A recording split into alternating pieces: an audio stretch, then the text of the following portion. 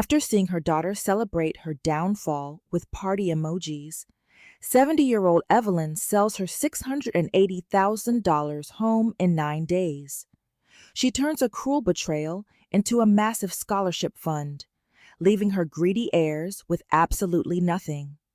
Before continuing, write where you are from or what time it is. The gavel of my own daughter's judgment hit the floor before I even knew I was on trial. I sat in a leather chair that smelled of old money and cedar, looking at a screen that told me I was already dead and buried. My daughter, Shanice, had just traded my life for 47 likes and a string of party emojis. I was sitting in my lawyer's office, a place of quiet order and mahogany desks, reviewing what I thought would be routine paperwork. At 70 years old, you do these things to keep the peace. You update the will, check the beneficiaries, and make sure the house your husband built with his own 2 hands stays in the family. My phone buzzed against the polished wood of the desk. A Facebook notification. I usually ignored them, only keeping the account to see old students from my teaching days or to check the church prayer chain. But the name caught my eye. Shanice Richardson had posted for the first time in months. I tapped the screen, and the air left my lungs. There was my only child, my daughter who I had carried and coached and loved for 42 years, standing in a lobby holding glossy brochures. She was grinning, thumbs up, looking like she had just won the lottery. The caption read, "Finally putting Mom in a home today. New chapter for our family. So relieved. Fresh start. Taking care of myself." I read it 3 times. The party emojis at the end looked like little colorful explosions on my grave. I scrolled down, my thumb shaking. The comments were a feeding frenzy of suburban sympathy. 47 people were congratulating her for getting rid of me. "Congratulations, girl," one read. "You deserve this." Another said, "Your mom is lucky to have you." Finally. 47 people treated me like a broken appliance that had finally been hauled to the curb. I looked up at Isaiah Wright. He had been my lawyer for 15 years, a man who saw me through my husband Thomas's estate and every tax season since. He saw my face go gray. I turned the phone around and slid it across the mahogany. "Isaiah," I said, and I was surprised by how cold and steady my voice sounded. "We are not updating my estate plan today. We are burning it down and starting over." He read the post. I watched his jaw lock. The professional neutrality he usually wore like a suit of armor shattered. "Evelyn, what is this? Are you going into a facility?" "Not if I have a drop of blood left in my veins," I told him. "She ambushed me this morning. She told me we were going to lunch, then drove me to some depressing Medicaid warehouse called Sunset Gardens. She told me she already put down a deposit. She told me I was moving in next week, whether I liked it or not." "Did you agree to any of this?" Isaiah asked, his voice low and dangerous. "Hell no. I didn't agree. I'm 70, Isaiah, not dead. I drive. I volunteer. I run 3 committees at the church. I live in my own house. The house Thomas and I paid off in 2005. There is nothing wrong with me." "Then why?" he asked. "Because she wants the deed," I said. "She's wanted it for 2 years. She decided she couldn't wait for me to die naturally, so she's decided to bury me alive and take the keys." Isaiah leaned back, his fingers steepled. "That's financial exploitation. It's elder abuse. If she's trying to institutionalize you to gain access to your assets, she's crossing a line she can't uncross." I stood up. "I want her removed from the will. Every cent. And I want to sell my house. I want it listed today. Cash offers only, before she can file a single paper to stop me." "Evelyn, that's a massive move," Isaiah warned. I showed him the phone again. The party emojis were still there, mocking me. I've never been more sure of anything. "She thinks I'm a burden? Fine. I'll show her what it looks like when the burden walks away with the prize. Isaiah nodded slowly, reaching for his desk phone. Then let's get to work. But to understand how we got to this office, you have to understand where I came from. You have to understand that a woman like me doesn't just give up what she built. My name is Evelyn Marie Richardson. I was born in 1954 in the projects of Memphis, Tennessee. My father, James Crawford, was a sanitation worker. He was one of the men who stood in the streets carrying signs that said, "I am a man." He died in 1968, just 2 weeks before Dr. King arrived in the city. He didn't die from a bullet or a riot. He died from work. He died of a heart attack at 41 because he worked 80 hours a week for wages that wouldn't feed a bird. I remember my mother, Dorothy, standing at his funeral in a borrowed dress. She didn't cry. She had no tears left. She just gripped my hand so hard it bruised. "Evelyn, baby," she told me that night in our tiny kitchen. "Your daddy died because he didn't have choices. You are going to have choices. You are going to get an education, and you are never going to let anyone tell you where to sit or how to live." My mother cleaned houses for white families in East Memphis for $20 a week. She scrubbed floors on her knees so I could sit at a desk. I graduated top of my class in 1972. I got a full ride to Tennessee State. I worked 3 jobs. I was a waitress, a dorm attendant, and a tutor. I graduated in 1976 and moved to Atlanta to teach English. That's where I met Thomas. He was a postal worker. He was steady, kind, and he had a laugh that felt like a warm blanket. We married in 1978. I wore a dress I sewed myself. We lived in a cramped apartment and saved every single penny. We didn't eat out. We didn't take vacations. We had one goal: a house. A piece of land with our names on the deed. In 1985, we found a 4-bedroom Craftsman in the West End. It cost $82,000. We had $18,000 for the down payment. The interest rate was 11%, but we didn't care. We had a plan to pay it off in 20 years. We did it too. Every tax refund, every summer school stipend, every bit of overtime Thomas pulled at the post office went into that mortgage. We raised Shanice there. She was our miracle baby, born in 1982 after we thought we'd never have children. We gave her everything. We gave her a used Honda at 16.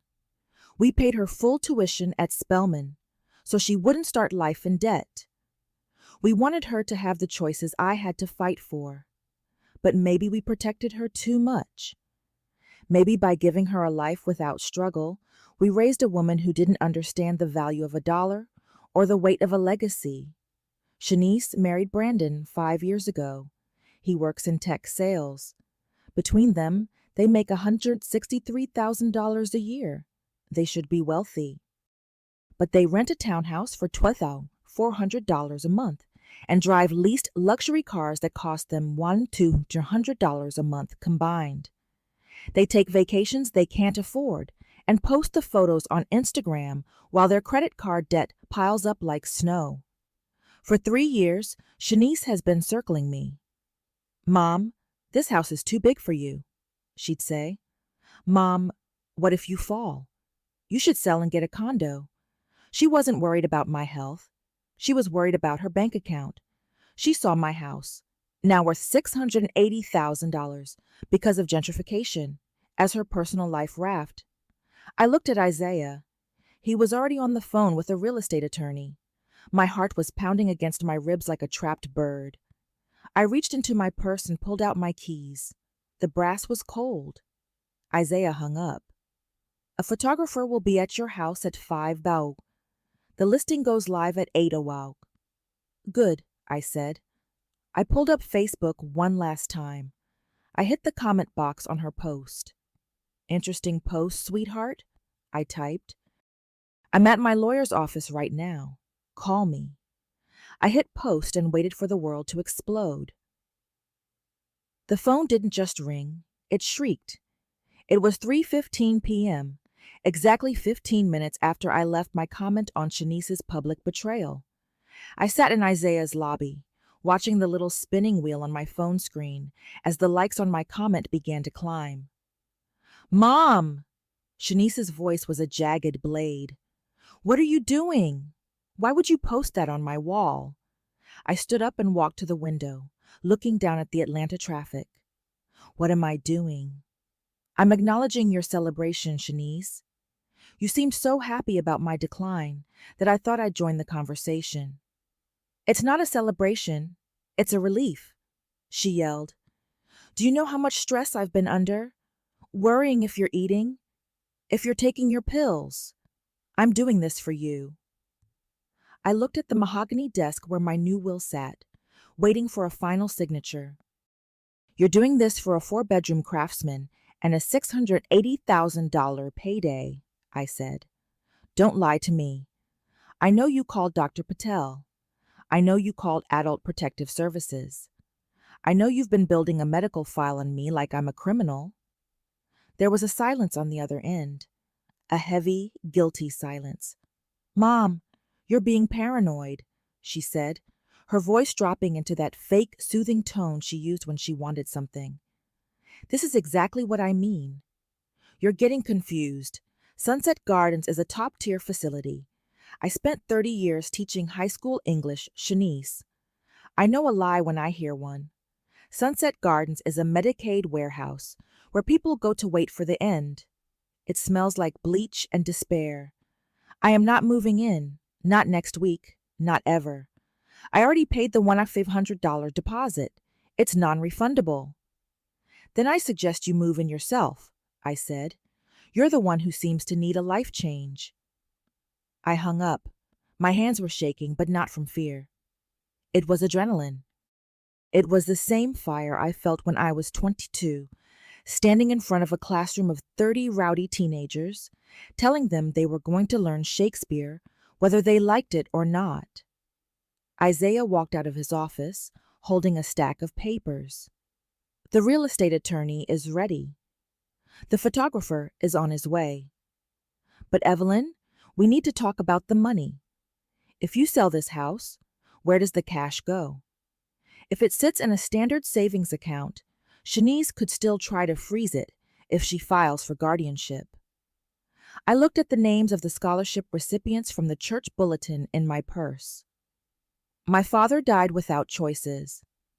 My husband died, making sure I had them. I want to set up an irrevocable trust, I said. The Thomas Richardson Memorial Scholarship Fund. $500,000 goes into it immediately upon the sale of the house. It will fund full rides for kids from the projects who've lost a parent. The rest of the money I'll use to move into Peachtree Senior Living. Isaiah's eyebrows shot up. Peachtree? That's the luxury spot in Midtown. It's $3,200 a month. I can afford it, I said. Between my pension and Social Security, I have $4,800 a month coming in. I've lived below my means for 40 years, Isaiah. It's time I started living at the top of them. He smiled then, a real sharp smile. Let's sign the papers. By 5 p.m., I was back at my house, my beautiful house. The hardwood floors gleamed under the afternoon sun. I remembered Thomas on his hands and knees in 1986, sanding these floors until his knuckles bled. I remembered the smell of the sawdust and the way we danced in the empty living room when the last coat of varnish dried. The photographer was a young man named Marcus. He moved through the rooms like a ghost, clicking his camera. He lingered on the kitchen, the one Thomas and I renovated in 1994. We did the tile work ourselves. I remembered the heat of that summer, the way we laughed when I accidentally dropped a gallon of eggshell white paint on the linoleum. You have a beautiful home, ma'am, Marcus said as he packed up. It feels lived in. It was a sanctuary, I told him. But the walls don't make the home. The choices do. At 8:17 p.m., the listing went live. Stunning 4BR 2BA craftsman in West End. Original hardwoods. Owner motivated? ? Quick sale desired, $650,000. Cash offers preferred. I sat at my kitchen table with a cup of tea. I didn't turn on the TV. I just listened to the house. The way the floorboards groaned in the hallway, the hum of the refrigerator. It felt like the house was exhaling. My phone started chiming. Not Facebook notifications this time. Emails, Zillow alerts. The Atlanta market was a shark tank, and I had just dropped a prime piece of meat into the water. By 9:30 p.m., I had 3 inquiries. By 11 p.m., a realtor named Sarah called me. Mrs. Richardson, I have a client who just saw the listing. They're an investment group. They want to come by at 9 a.m. tomorrow. They're prepared to offer $20,000 over asking, all cash, 10-day close. I took a sip of my tea. It was still warm. Tell them 9 a.m. is fine, but tell them if they want it, the contract stays as is. No contingencies, no inspections. Sarah gasped. Are you sure? I've lived here 39 years, I said. I know every nail in this house. If they want it, they take it. I went to bed that night and slept better than I had in years. I didn't dream of nursing homes. I dreamed of my father, James, standing on the back of his sanitation truck, waving at me. He looked healthy. He looked like a man with choices. The next morning, the storm arrived. I heard the tires of Chanice's Audi screech in the driveway at 8:45 a.m. The door to her car slammed so hard I thought the glass would break. Then came the pounding on my front door. Evelyn, open this door right now. I smoothed my skirt, took a breath, and opened the door. Shanice stood there, her face a mask of fury. She was holding her phone out like a weapon. The Zillow listing was on the screen. What the hell is this? She screamed. You're selling the house? I leaned against the doorframe. Good morning to you too, Shanice. Yes, I'm selling. You told me it was too much for me to maintain. You told me I needed to move. I'm just following your expert advice. You can't sell this house. This is my inheritance. We've been counting on this. I stepped out onto the porch Thomas built. It's my house, Shanice. My name is on the deed. Your father and I bought it in 1985. We paid for it with 20 years of sweat and overtime. It was never your inheritance. It was our life. And since I'm still using my life, I've decided to spend it. Brandon and I are $40,000 in debt, she hissed, stepping closer. We've been waiting for this. We need the equity to buy our own place. You're being selfish. I looked her in the eye. You spent 2 years trying to convince the world I was losing my mind so you could steal my home. You posted party emojis about locking me away, and you're calling me selfish? I'm your daughter. You are my daughter, I said. Right now, you're just a stranger trying to rob me. A black SUV pulled into the driveway. It was the investors. Sarah, the realtor, stepped out, followed by 2 men in sharp suits. Shanice looked at them, then back at me. Her eyes went wide with a desperate, ugly kind of hate. I'll sue you, she whispered. I'll tell them you're incompetent. I'll stop the sale. I smiled at her, and it felt like ice. Isaiah is already at the courthouse, Shanice. He has the letter from Dr. Patel. He has the recordings of your calls to APS. If you try to stop me, I won't just sell the house. I'll file criminal charges for elder exploitation. She backed away, her mouth opening and closing like a fish. The investors walked up the steps. Mrs. Richardson? Sarah asked. Right this way, I said. I stepped aside, letting the buyers into my home. I didn't look at Shanice as she walked back to her car.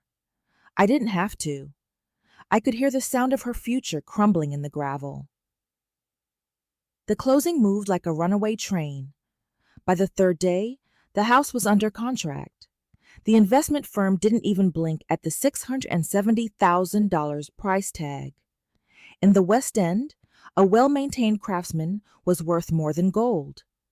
I spent my afternoons packing boxes. Every object was a memory. The ceramic bird Thomas bought me for our 10th anniversary.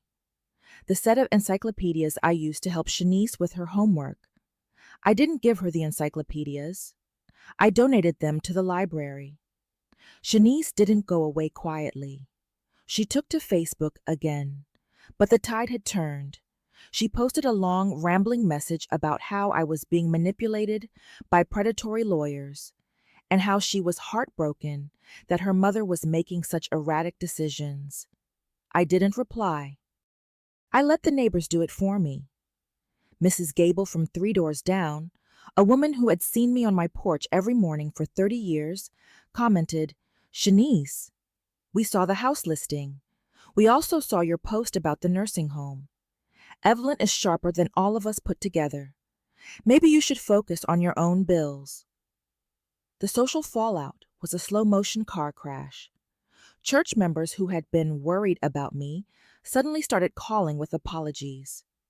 The narrative Shanice had spent 2 years building, the one where I was a frail, confused old woman, evaporated the moment I took control of the narrative. You can't be incompetent if you're outmaneuvering an entire real estate market. On the 5th day, Brandon showed up, alone. He didn't stomp or scream like Shanice. He sat on the porch steps and looked like a man who hadn't slept in a week. "Mom Richardson," he said, looking at his shoes. "We're in trouble." I sat in my rocking chair. I had already sold it to the neighbors, but they told me to keep it until moving day. "Choices have consequences, Brandon. The bank is calling in the Audi lease," he whispered. "Shanice hasn't been paying the credit cards. We thought we had more time. If you sell this house and give the money to a scholarship fund, we lose everything. We'll be in a 2-bedroom apartment by Christmas." I looked out at the street. The oak trees were starting to turn gold. "Then you'll be living like I did in 1978, I said. "And you'll survive, or you won't. But it isn't my job to fund a lifestyle you didn't earn." He looked up at me, his eyes wet. "Is there any way? A loan? A small piece of the sale?" I stood up. The screen door creaked. "No. Because the moment I give you a dime, you'll use it to hire a lawyer to take the rest. I'm protecting myself now." He left without another word. I felt a pang of sadness, a small ache in my chest for the girl Shanice used to be. But then I remembered the party emojis.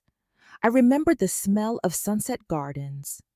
The ache vanished. The next morning, I went to Peachtree Senior Living.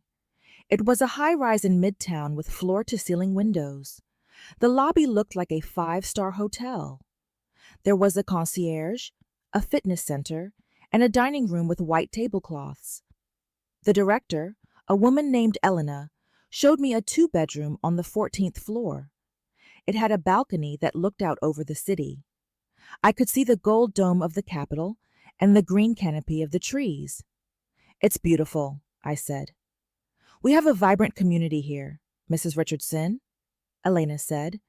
"Book clubs, bridge, trips to the symphony. You'll be very independent here." I smiled. That's the only way I know how to be. I signed the lease that afternoon. The rent was $3,200, but with my pension and the interest from the trust I was setting up, I would still be saving money every month. I was moving from a house I owned to a lifestyle I deserved. But the final blow hadn't been delivered yet. The house sale closed on a Wednesday. I sat in a sterile conference room with the investors and Sarah. We signed 50 different papers. When the final wire transfer was confirmed, the room felt different. $638,000 hit my account after all the fees. I walked straight from the closing to Isaiah's office. He had the trust documents ready. The Thomas Richardson Memorial Scholarship Fund was officially born. $500,000 was carved away, protected forever, to ensure that 12 kids a year would never have to work 3 jobs to stay in school. Now for the last part, I told Isaiah. He handed me a manila envelope. Inside were the screenshots. Every Facebook post Shanice had made. Every comment. The phone records from Dr. Patel. The APS reports. I opened my own Facebook account. I hadn't posted a status of my own in 5 years. I started typing. I didn't use flowery language. I didn't use metaphors. I used the voice of a woman who had spent 30 years teaching the power of the written word. I am 70 years old, I wrote. I am a widow, a retired teacher, and a homeowner. 2 years ago, my daughter decided she wanted my house before I was finished living in it. I laid it all out. The gaslighting, the false medical claims, the nursing home ambush. I included the photo of her thumbs up at Sunset Gardens. I included the party emojis. My daughter thought she was celebrating the end of my life, I wrote. She thought she was celebrating her inheritance. But today, the house is sold. The money is gone. It is currently funding the education of students who understand what it means to work for a future. I hit post. Within an hour, it had 200 shares. By evening, it was over 1,000. People I hadn't spoken to in a decade were calling me. The 47 people who had congratulated Shanice were suddenly very quiet. A few of them even deleted their comments, realizing they had been supporting a monster. But the real reveal happened at 6:01 p.m. My phone rang. It wasn't Shanice. It was a detective from the Fulton County Police Department. "Mrs. Richardson?" he asked. "We've been alerted to some social media posts and a report filed by a Mr. Isaiah Wright regarding elder exploitation. We'd like to come by and take a formal statement." I looked at the boxes packed in my living room. The house was no longer mine. The past was no longer mine. "I'll be here," I said. I sat on my porch one last time. The sun was dipping below the horizon, painting the sky in shades of bruised purple and orange. I thought about the party emojis. I thought about the 47 people. And then I thought about the 12 kids who were going to college next year. The best revenge wasn't the police. It wasn't the money. It was the fact that for the first time in 70 years, I was completely, utterly free. The detective was a man named Miller. He sat on my sofa, the one that was scheduled to be picked up by the charity truck the next morning, and he looked at the screenshots Isaiah had printed out. He didn't say much at first. He just flipped through the pages of Shanice's digital campaign against my sanity. "In Georgia," Miller said, pushing his glasses up his nose, "elder exploitation isn't just about stealing cash out of a purse. It's about the intent to deprive an elderly person of their assets through intimidation, deception, or harassment. This medical narrative she tried to build? That's the deception part. Will she go to jail?" I asked. I didn't know if I wanted the answer to be yes. "Probably not," Miller admitted, "but we can flag her. We can make sure she never gets power of attorney over anyone else. And if she's tried to take out any loans in your name, that's where the handcuffs come out." I hadn't even thought of that. My stomach turned. I went to my desk and pulled my credit report. I had checked it every month since Thomas died, a habit born of growing up with nothing. It was clean. She hadn't stolen my identity. She had been too arrogant for that. She didn't want to steal my credit. She wanted to steal my legacy. She wanted the big prize. I gave the statement. I told him about the drive to Sunset Gardens. I told him about the smell of the lobby and the way Shanice had gripped my arm, telling me I didn't have a choice. When I finished, I felt exhausted, but it was a good kind of tired, like the feeling after you've spent all day scrubbing a floor until it shines. The next day was moving day. The neighbors came out to watch. It wasn't like a normal move where people bring casseroles and say they'll miss you. It was like a procession. Mrs. Gable brought me a small jar of honey. You did the right thing, Evelyn, she whispered as the movers loaded my china cabinet. My own son has been asking about my reverse mortgage. I'm going to Isaiah's office on Monday. I realized then that my story wasn't just mine. I had started a fire in the neighborhood. I arrived at Peachtree Senior Living at noon. My apartment was small compared to the Craftsman, but it was light. The sun poured over the white walls. I spent the afternoon unpacking my books. I put my father's old Bible on the nightstand. It was worn, the leather peeling at the edges, but it was the most valuable thing I owned. At 4 p.m., my phone buzzed. A message from Shanice. "You ruined me," it read. "Brandon is leaving. He says he can't be married to someone who would do that to her own mother. My boss called me into HR today.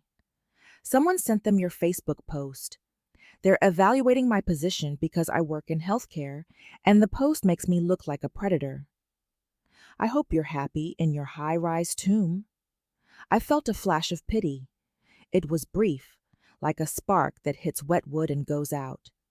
I didn't reply. I blocked her number. I went down to the dining room for dinner. I was nervous. I felt like the new kid at school again, 1972, walking into the cafeteria at Tennessee State. I sat at a table with 3 women. One was named Margaret, a retired judge. Another was Rose, who had owned a bakery. The third was Beth, a librarian. "I heard about your post," Margaret said, cutting into her salmon. "It's been all over the local news, the Thomas Richardson Scholarship Fund." "That's a hell of a thing to do, Evelyn." "I just wanted the money to go where it would be respected," I said.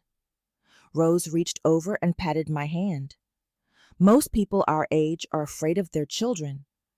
They're afraid of the day the keys get taken away. You didn't wait for them to take the keys. You threw them into the bushes and bought a new car." We laughed. For the first time in months, I laughed until my eyes watered. That night, I stood on my balcony. The city of Atlanta was a sea of lights. I could see the headlights of cars on the highway, people rushing home to their lives. I thought about the house in the West End. Someone else would sleep there tonight.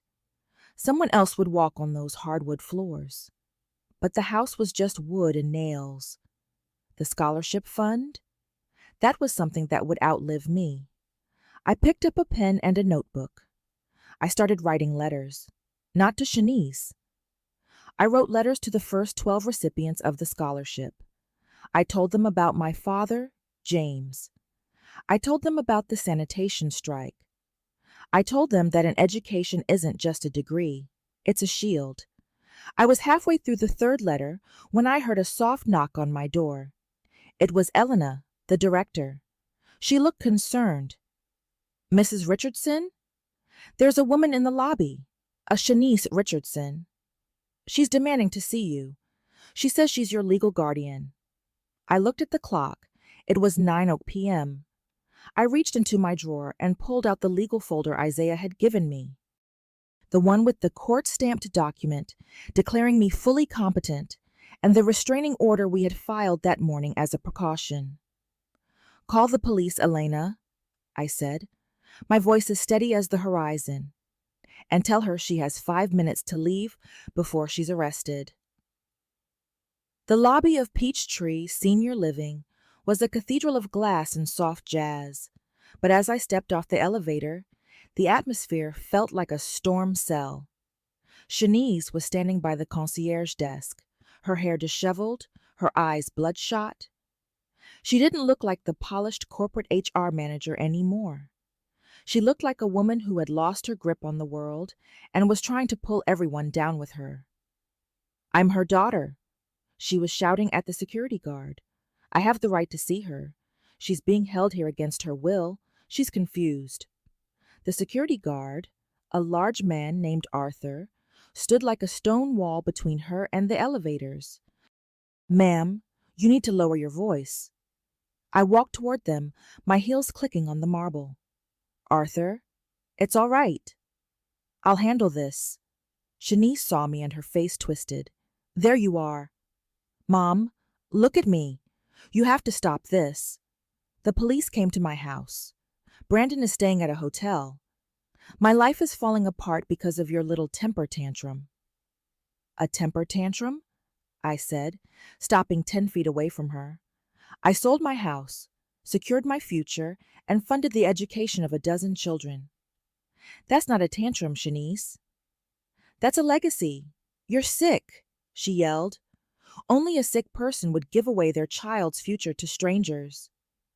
That money belongs to our family. That money belongs to me, I corrected her. And I've decided that family is a word you lost the right to use when you posted those party emojis. You didn't want a mother. You wanted an ATM that you could lock in a closet. Arthur moved closer to her. Ma'am, the police are on their way. You were told to leave. Shanice ignored him. Her eyes locked on mine. I'll get a judge to overturn everything. The sale, the trust, the lease. You're 70 years old. No one will believe you did this with a clear head. I reached into my pocket and pulled out my phone. I hit play on a voice memo. It was the recording from the car ride to Sunset Gardens. This isn't about what you want anymore. Shanice's voice rang out through the lobby, sharp and clear. This is about what's best for you. And I'm making that decision because you're not capable of making it for yourself. I already paid the deposit. You're moving in next week. This is happening. The lobby went silent. The concierge looked down. Arthur's jaw tightened. I have 3 hours of this, I said quietly. I have your calls to the doctor. I have the APS reports you falsified. Isaiah has already filed the papers, Shanice. If you even try to step into a courtroom, you won't be leaving as a guardian. You'll be leaving in handcuffs for perjury and elder abuse. Shanice's face went white. The fight seemed to leak out of her, leaving nothing but a hollow, desperate shell. She looked around at the luxury of the lobby, the lifestyle she had tried to steal, and realized it was forever out of her reach. Why? She whispered. Why would you do this to me? Because my mother told me I would have choices, I said, and I'm choosing to be free of you. The blue lights of a police car flashed against the windows. 2 officers walked through the revolving doors. Arthur pointed toward Shanice. Officers, I said, stepping forward. This woman has been served with a temporary restraining order. She is trespassing and harassing a resident. One of the officers, a younger man, looked at Shanice. Ma'am, you need to come with us. Shanice didn't fight them. She didn't scream. She just let them lead her away. As she reached the door, she turned back one last time. I hate you, she said, her voice cracking.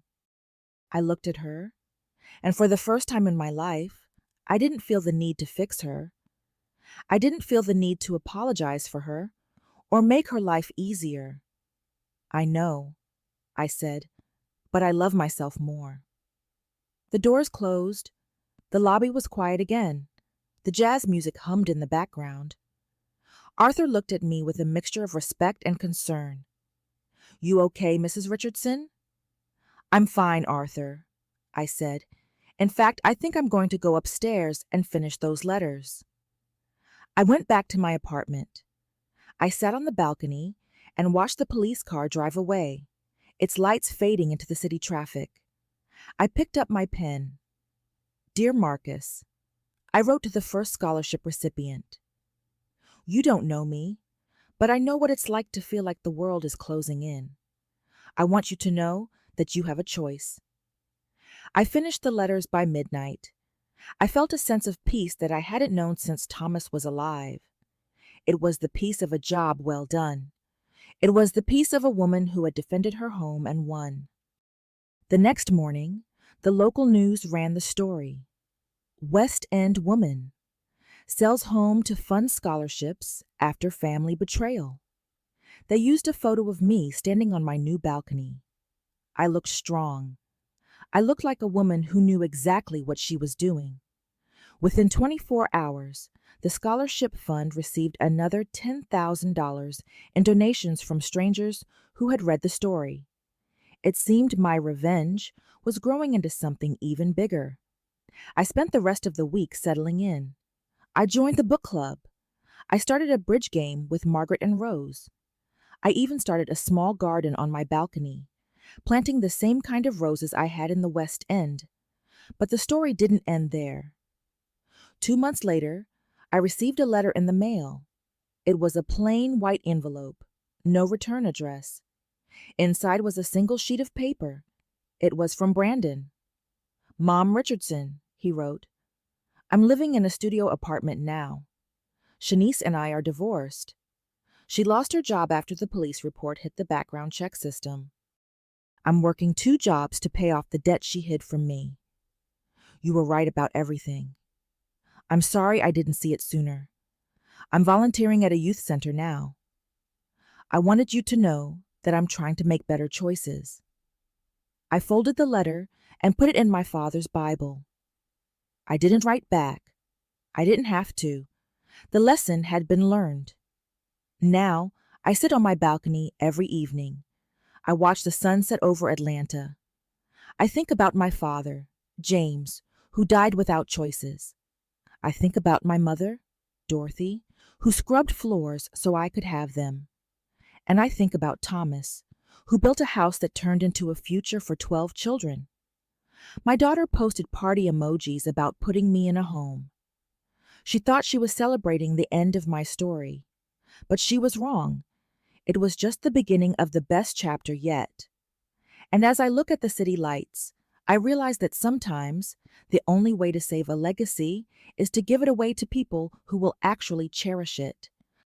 I am Evelyn Marie Richardson. I am 70 years old. I am independent. I am free. And I am exactly where I chose to be. The silence of my midtown apartment was the most expensive thing I owned, and I cherished every second of it.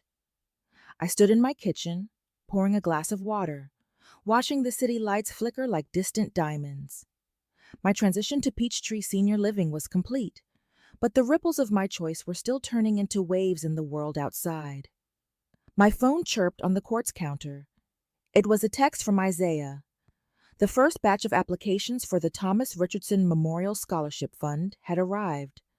I sat down at my small dining table, the one I had picked out specifically because it had no room for extra chairs, no room for uninvited guests. I started reading. These were children from the same streets I had walked in Memphis and Atlanta. Kids who were currently sitting in classrooms, wondering if they'd have to drop out because a parent had passed or a bill had gone unpaid. I reached the third application, a young man wanting to study engineering, when a sharp, rhythmic pounding echoed from my front door. My heart didn't skip a beat. It hardened. I knew that rhythm. It was the sound of someone who felt entitled to my time. I checked the peephole. It wasn't Shanice. It was a woman in a sharp navy suit I didn't recognize, flanked by a man holding a briefcase. I opened the door 6 inches, the security chain tight. "Yes?" "Mrs. Richardson? I'm Lydia Vance, a private mediator. This is Mr. Sterling. We've been retained by your daughter to discuss a private settlement regarding the West End property." I leaned against the doorframe, my voice flat. "My daughter doesn't have the money for a mediator, let alone a settlement. The house is sold. The money is in an irrevocable trust. We believe there are grounds to contest the capacity under which those documents were signed," Mr. Sterling said, his voice smooth as oil. "We'd like to avoid a public trial. Shanice is willing to drop all claims if you allocate $200,000 to a restricted account for her benefit." $200,000? I laughed, and the sound was like dry leaves. Tell my daughter that she already had her settlement. It was the Spellman tuition, the Honda, and the 42 years of a mother's love she tried to auction off for party emojis. "Mrs. Richardson, if this goes to court, your private life will be? I unhooked the chain and swung the door wide, then let it go to court. I've already been a viral story. I've already been the woman who sold her house to spite a vulture. Do you think I'm afraid of a courtroom? I taught high school for 30 years. I've dealt with better bullies than you in the 11th grade. I shut the door before they could respond. My hands were steady as I went back to the engineering student's application. But 10 minutes later, my phone buzzed with a Facebook notification. Shanice was back online. She hadn't posted a rant this time. It was a photo of her sitting in a darkened room, holding a framed picture of Thomas. The caption was a single sentence. "He would be so ashamed of what you've become, Mom." The air in the room felt thin. She was using the dead to haunt the living. I looked at the photo of Thomas on my own wall. He wasn't a man of shame. He was a man of justice. I didn't reply to the post. Instead, I called Isaiah. "Isaiah," I said when he picked up. "The mediator she sent just left. She's trying to use Thomas against me now." "She's desperate, Evelyn," Isaiah said. "The foreclosure notice on her townhouse went public this morning. She's looking for a lifeline, and she thinks guilt is the only hook left." "Let her drown," I said, "but keep the files ready. I want the final audit of the house sale sent to the scholarship board by Monday. I want every penny accounted for so she can't claim a single cent was mismanaged." I hung up and walked to my balcony. I looked down at the city, feeling the weight of the silence again. It was peaceful, yes, but it was a fortress. And I realized that as long as Shanice was out there trying to rewrite history, the war wasn't over. I went to my desk and pulled out a bank statement. $638,000. That was the number that had ended my old life. I stared at it until the numbers blurred. Then, a new notification appeared on my screen. It was a message from a woman named Sarah. "Mrs. Richardson, I'm the admissions coordinator at Sunset Gardens. I saw your post. I think you should know that your daughter didn't just pay a deposit. She tried to sign a restricted visitation rider that would have kept you from making phone calls." My blood turned to ice. She hadn't just tried to move me. She had tried to silence me. The information from Sarah at Sunset Gardens changed the nature of the game. It wasn't just greed anymore. It was a kidnapping in slow motion. I met Isaiah at a small diner the next morning, away from the prying eyes of mediators and concerned family members. Isaiah read the email from Sarah twice. "Restricted visitation," he whispered, his face darkening. "Evelyn, if she had succeeded, you would have been a ghost in that facility. No phone, no lawyer, no way to stop the transfer of the deed." "I want to finish this, Isaiah," I said, my voice cracking for the first time. "I don't want to just be safe. I want the truth to be an anchor around her neck." "We have the midpoint meeting with the scholarship board tomorrow," Isaiah said. "Shanice is planning to show up. She's been calling the church, telling them she's coming to set the record straight about the Thomas Richardson Fund." "Then let her come," I said. "But I want Sarah there, too." The meeting was held in the church basement, the same room where Thomas and I had served hundreds of potluck dinners. The scholarship board consisted of 5 deacons and the pastor. They looked uncomfortable as I walked in. "Evelyn," Pastor Miller said, standing up, "we appreciate the gift, truly. But the drama with Shanice, it's causing a rift. She says you're not yourself. She says the money was meant for her children's future." The door at the back of the basement swung open. Shanice walked in, dressed in a conservative black dress, looking every bit the grieving, dutiful daughter. She had Brandon's mother with her, a woman who had never liked me, but loved the idea of an inheritance. "Mom," Shanice said, her voice trembling with manufactured emotion, "please. Let's just talk. The deacons don't want to be part of a family feud. Just give us back the house money, and we can go back to being a family. I stood my ground. The house money is gone, Shanice. It's in the trust. You're being manipulated, she shouted, turning to the deacons. Can't you see she's confused? She sold $1 million legacy for $600,000 just to hurt me. Actually, I said, I have a guest. Sarah walked out from the small kitchen area. She looked nervous but determined. She held a folder with the Sunset Gardens logo. My name is Sarah, and I was the one who gave Shanice the tour, she told the room. I'm here because I couldn't sleep, knowing what was on these papers. She laid the documents on the table. The restricted visitation rider was right on top. Sarah pointed to the signature line. It was Shanice's handwriting, dated the day before she took me to lunch. She wasn't looking for care, Sarah said quietly. She asked me how long it would take to get a physician's hold on her mother's outgoing mail. The basement went silent. The deacons looked at the paper, then at Shanice. The mask didn't just slip, it shattered. You bitch! Shanice screamed at Sarah. You weren't supposed to show anyone that. Pastor Miller stood up, his face etched with a cold, righteous anger. Shanice, I think you need to leave. Now. I'm not leaving until I get what's mine, she yelled, lunging toward the table to grab the papers. Arthur, the security guard from my building, who I had asked to wait outside, stepped into the room. He didn't have to say a word. He just stood there. Shanice backed away, her face contorted with a rage that looked almost demonic. She looked at me, her eyes wet with tears of pure, unadulterated hatred. You'll die alone in that tower, she spat. And I'll be the one laughing at the funeral. She turned and ran out of the basement. Brandon's mother followed her, looking ashamed for the first time in her life. I sat down, my legs feeling like water.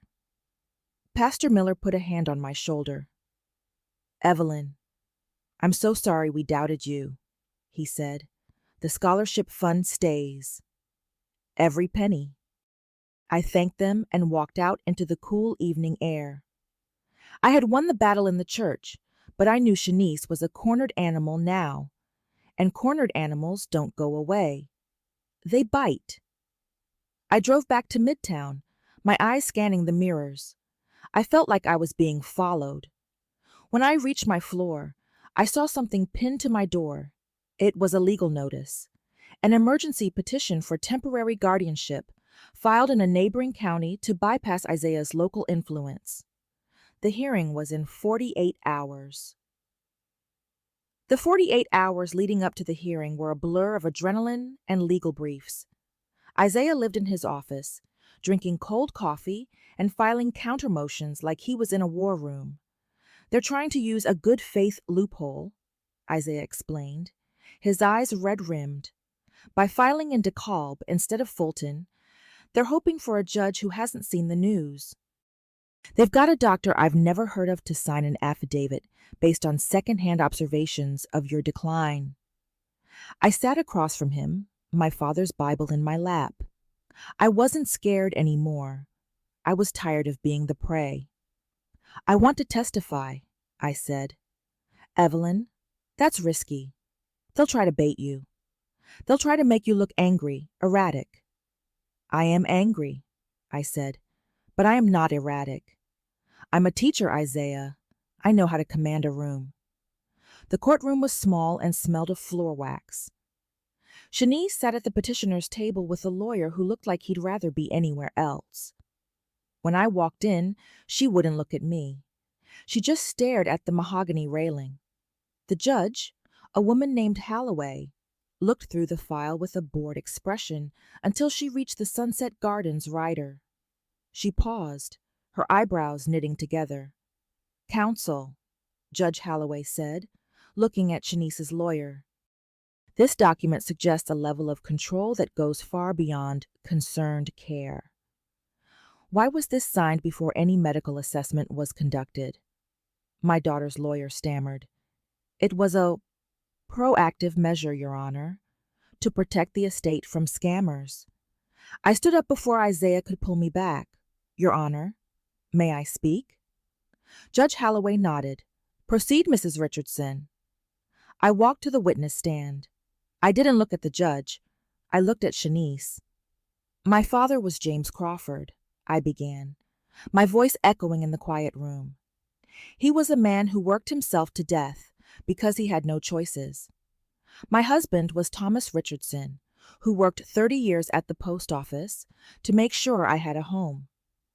I did not spend 70 years building a life of dignity to have it stolen by a woman who thinks my existence is a line item in her budget. Mom, stop it, Shanice hissed from her seat. I'm not your mother right now, I said, turning to her. I am a citizen of this state, fully capable and fully aware that you tried to bury me in a Medicaid facility so you could pay off an Audi lease. Your Honor, Shanice's lawyer shouted, this is emotional grandstanding. No, the judge said, her voice sharp as a razor. This is a testimony of competence. I spent the next hour answering questions. I recited my bank balances to the penny. I explained the tax implications of an irrevocable trust. I listed the names of every student we had selected for the first round of scholarships. By the time I sat down, Shanice was shaking. She knew it was over. The judge didn't even leave the bench to deliberate. Petition denied, Holloway announced, her gavel hitting the block with a sound like a gunshot. And I am referring this file to the district attorney's office for an investigation into filing a fraudulent petition. Mrs. Richardson, you are free to go. I walked out of that courtroom and didn't stop until I hit the sidewalk. Isaiah was beaming. You did it, Evelyn. You really did it. I looked at the sky. It was a bright, clear blue. But as I turned to walk to my car, I saw Shanice standing by the courthouse steps. She wasn't angry anymore. She looked small, defeated. Mom, she whispered as I passed. I didn't stop. I didn't look back. I just got in my car and drove. When I got home, there was a voicemail from a number I didn't know. It was Brandon. Evelyn, she's gone. She packed a bag and left. I think she's going to Florida. I just wanted you to know. I'm sorry for my part in this. I deleted the message. I sat on my balcony and watched the sun go down. I was safe. The money was safe. The legacy was safe. But the silence in the apartment felt different now. It didn't feel like a fortress. It felt like a home. I picked up the phone and called the first scholarship recipient, Marcus. Marcus, this is Evelyn Richardson. I just wanted to tell you. Your check is in the mail. Go be great. 3 months have passed since the courtroom doors closed on my daughter's greed. Life at Peachtree Senior Living has a rhythm now, a steady beat of purpose and peace that I never thought I'd find again after Thomas died. I spend my mornings in the community library, helping some of the other residents navigate the digital world so they don't fall prey to the same traps Shanice tried to set for me. We call it the Legacy Shield class. 30 people showed up last Tuesday. I tell them my story, not to brag, but to warn them. I tell them about the party emojis and the Sunset Gardens tour. One woman, a quiet widow named Hattie, asked me, "How do you sleep at night, knowing she's out there with nothing?" I looked at her and said, "I sleep well because I know she finally has what my father had, the chance to see what life is like when you have to earn your way." The Thomas Richardson Memorial Scholarship Fund is thriving. We've already seen the first semester grades from our 12 students. Marcus, the engineering student, got a 3.8. He sent me a photo of his first bridge model. I keep it on my fridge, right next to the photo of Thomas. As for Shanice, the news reached me in fragments. She's working as a receptionist at a dental office in Jacksonville. No Audi, no designer bags, no party emojis. She reached out once, A long, rambling letter of apology that mentioned unbearable debt in the second paragraph. I sent back a single page.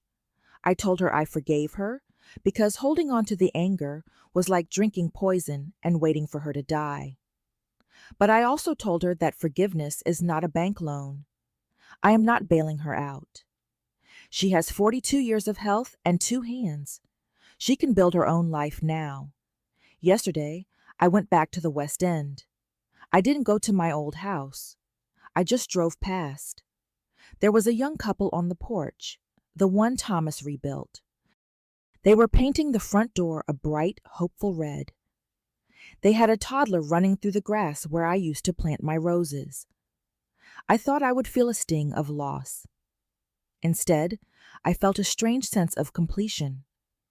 That house served its purpose. It sheltered my marriage, raised my daughter, and then it transformed into the futures of 12 children who actually needed a door opened for them. I drove back to Midtown, through the heart of the city that gave me a teaching career and a life of dignity. I stopped at the florist and bought a dozen yellow roses, Thomas's favorite. I'm 72 now. My hands are a little spotted, and my knees ache when the rain moves in from the coast. But my mind is a steel trap, and my heart is full. I have friends who value my wisdom, students who value my support, and a community that values my presence. I am not a problem to be solved. I am not a burden to be managed. I am a woman who stood her ground when the person she loved most tried to sweep it out from under her. I walked into my apartment and set the roses on the table. The sun was setting, casting a long golden glow across the floor. I picked up my father's Bible and felt the weight of it in my hands. My daughter thought a nursing home was where I belonged. She thought party emojis were the appropriate punctuation for the end of my life. She was wrong. I sat in my chair, looking out at the city I helped build, one student at a time. I am Evelyn Marie Richardson, and I am exactly where I am supposed to be. I closed my eyes and whispered to the quiet room, "We did it, Thomas. We did it." And for the first time in a long time, the silence didn't just feel like peace. It felt like victory. Would you like me to create a summary of the financial transformation of the estate? Or perhaps draft the final mission statement for the Thomas Richardson Memorial Scholarship Fund? If this story resonated with you, leave a like and consider subscribing. You can also drop any comment below, even just one word. Maybe tell me where you're watching from, or what time it is right now. Sometimes one word is enough to say you were here.